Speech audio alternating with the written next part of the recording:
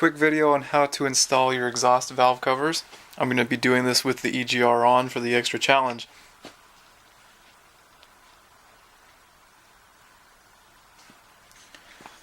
Set up a rig to squeeze your RTV tubes. I'm just using a clamp.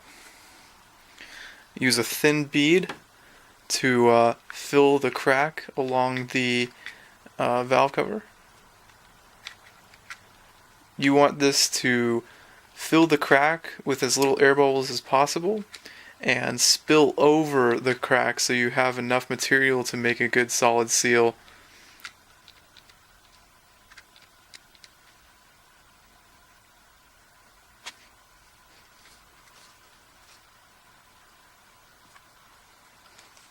Do a little bit extra on the corners, as this is a common point of leaking.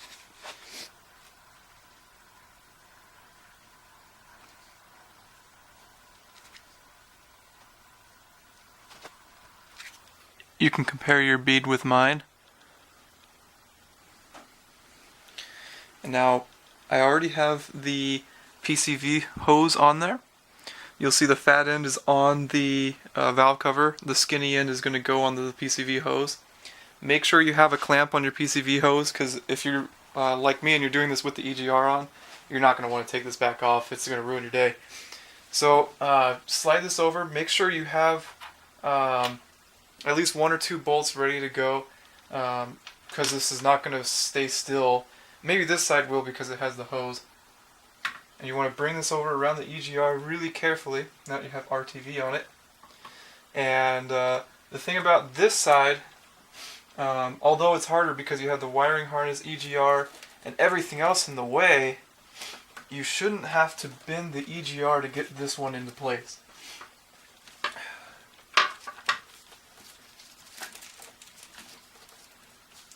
I'm interfering with the EGR at the moment, and I'm interfering with the wiring harness. That was my hose clamp popping off.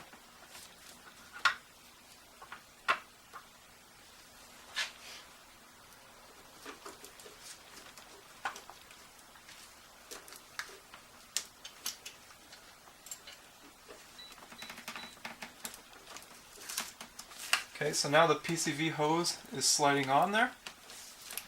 And now it's time to get it all the way around EGR, which really shouldn't be that hard. I didn't have any problems taking this off. There, it's already rotated into place. And you just need to set it in, slide everything forward. You'll need to get the clamp on, sorry. And after the clamp is on, you should be able to screw it in. This side is not going to slide down because it has the PCV hose holding it on. Now that the clamp is on the hose again, open up that clamp and push the valve cover all the way on until the hose slides back, and you should have full contact. You can let go of your clamp, slide your first screw in, and the same as the intake valve covers, if you watch that video, I'll do them alternating. And here's a little trick to screw these ones in. If you didn't watch the removal video, you should use a 10mm socket. You can use extended or short, but if you use an 1/8 inch drive, you'll be able to squeeze it in the smaller place to get all these out. If you use a shorter drive, you'll be able to have a slight more clearance past the EGR tubes, if you still have those installed like I do. I hate California, but hey, it's the law. And here's where a magnet wand can come in handy again. You can put the bolt on the end of the magnet wand and feed it right through. This can help a lot on the twin turbos, I know that one for sure. And then slide that on back. One thing to note, don't forget to put the bracket on for the dipstick.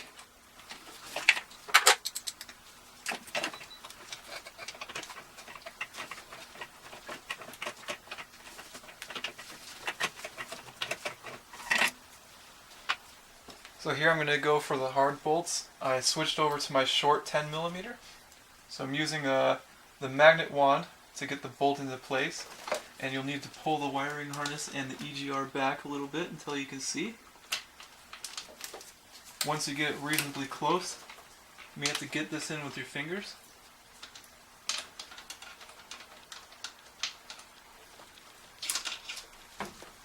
So now that that's in place, you can slide the short 10 millimeter socket over that bolt. Typically works the best. I'll slide it under the wiring harness, over the EGR, and then pull back the EGR to get that to line up correctly.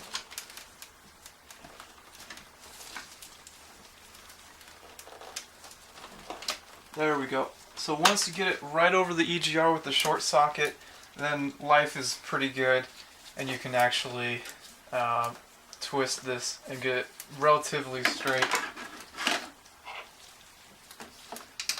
So this is possible with EGR on. It's a lot of extra work.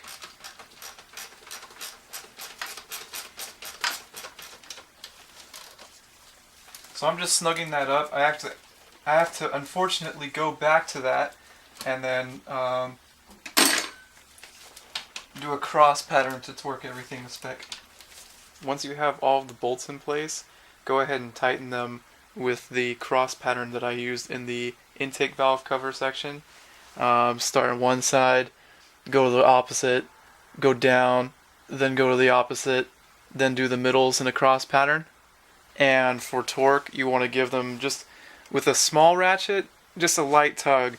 And if it's on something that's like a regular size ratchet, you want to be really gentle because the torque specs are very, very low. I have them posted. You don't want to over torque them, and really it doesn't take much at all. Once you have that done, you're ready to put on the spark plug finisher.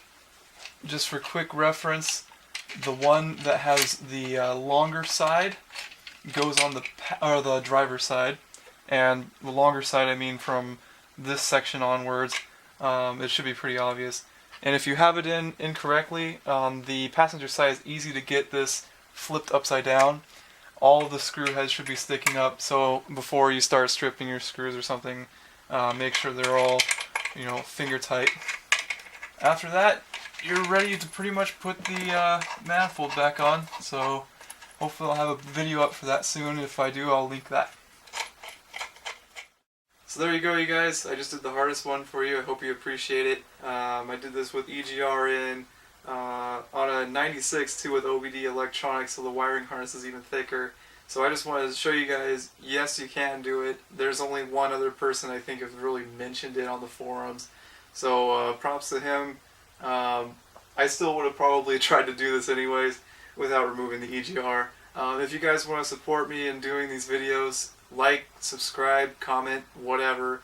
If you guys have more tips, please put them in the comments so that way it helps other guys do this. It's not necessarily easy, and I don't know if I'm doing the best way to get around it. Half the battle is knowing how to use your tools. So in making these videos, hopefully I show you guys, a couple tricks like using the 1/8 inch ratchet, because that really gets past the EGR tube with a short socket. So without that, I would have had a really horrible time doing this, like an eighth of a turn at a time with an open end wrench. So, whatever. Hope that helps you guys. It's 4 a.m. and I'm still up working on this thing. Corey Smith, out.